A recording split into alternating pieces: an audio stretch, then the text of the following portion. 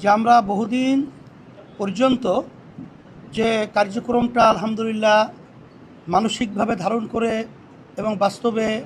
এটা বাস্তবায়নের জন্যে যে চিন্তা রেখে আমরা কার্যক্রম পরিচালনা করছিলাম,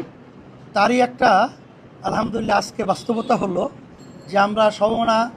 ইসলামী 5টি দল আমরা একত্রিত হয়ে কতগুলো মৌলিক বিষয় আমরা ঐক্যমতে পৌঁছতে পেরেছি। শুকরিয়া তাআলা আলহামদুলিল্লাহ।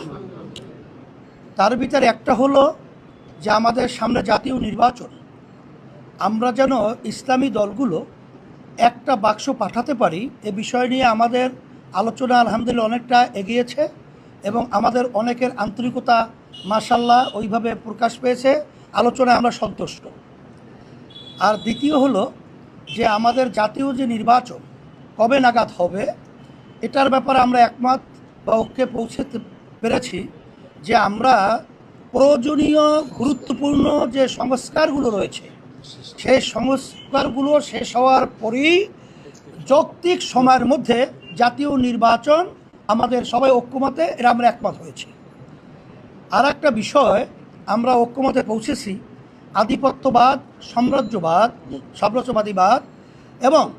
বিশেষ করে বিদেশি যে আমাদের দেশ নিয়ে বিভিন্ন ধরনের তালবাহানা এটা যেন না করতে পারে এ ব্যাপারে আমরা সবাই ঐক্যমত হয়ে আমরা এর প্রতিবাদ করব এবং আমাদের দেশ ইসলাম মানবতা রক্ষার জন্যে আমরা ঐক্যমতে পৌঁছেছি। আর একটা বাংলাদেশ কল্যাণ রাষ্ট্র প্রতিষ্ঠার ব্যাপারে এখানে ইসলাম এটাই তো কল্যাণ,